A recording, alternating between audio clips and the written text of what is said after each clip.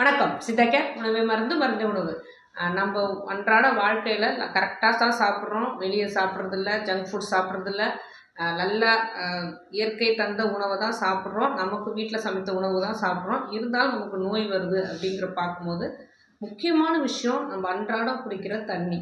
தண்ணியை இப்போ நிறைய விதமான தண்ணிகள் வந்திருக்கு. தண்ணினா நம்ம மழை நீர் கொடுக்கக்கூடிய தண்ணி, அதுலேருந்து வர மழை நீர்லேருந்து வர ஆற்று நீர், குளத்து நீர், கிணற்று நீர், இந்த தண்ணி தான் இது வரைக்கும் குடிச்சிட்டு இருந்தோம். இப்போ ஒரு 25 வருஷமாக bottle water, RO water, water purifier அப்படின்னு நிறைய வித வாட்டர் வந்துருச்சு.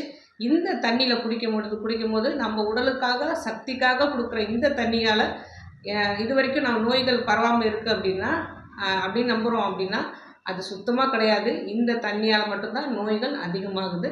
இதை நம்ம உத்து கவனித்தா தெரியும். இப்போது வாட்டர் பியூரிஃபையரில் கேண்டில் இருக்குது, வாட்டரை பியூரிஃபை பண்ணி கொடுக்குது.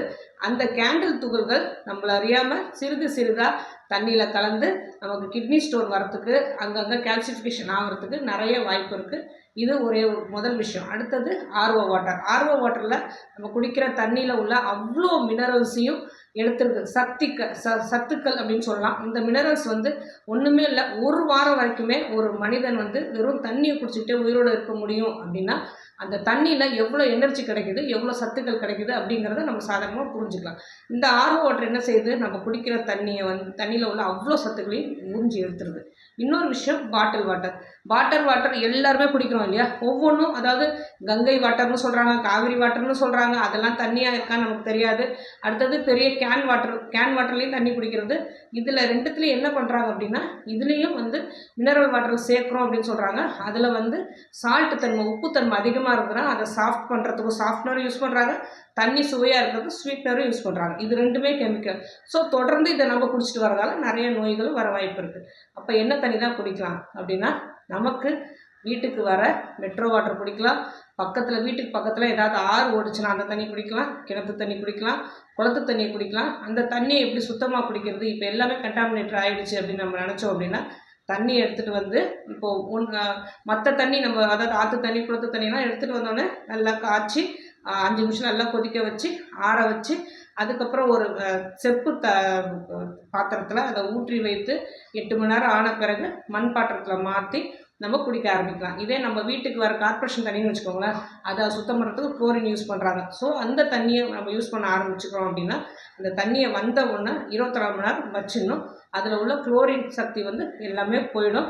அதுக்கப்புறம் அதை முதல்ல சொன்ன மாதிரி காய்ச்சி ஆற வச்சு செப்பு பாத்திரத்தில் ஊற்றி மண் பாத்திரத்தில் மாற்றி மண் பாத்திரத்தில் நம்ம குடிக்க ஆரம்பிக்கலாம்.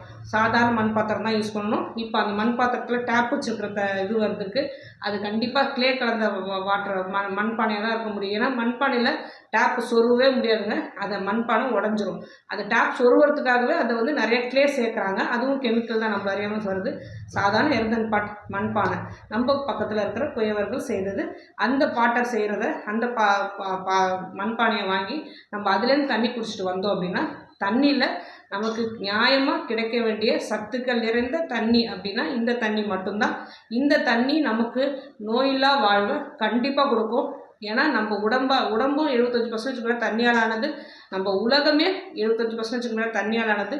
நம்ம உடம்புல உள்ள சத்துக்கள், நோயற்ற வாழ்வுக்கு உள்ள எல்லா தன்மைகளும் தண்ணியால் ஆனது. அதனால் இந்த நம்ம உயிர் நீர் அப்படின்னு சொல்கிற நம்ம இந்த தண்ணியை இந்த அளவு பக்குவப்படுத்தி குடித்தால் மட்டுமே ஒரு நோயற்ற வாழ்வு நமக்கு கிடைக்கும்.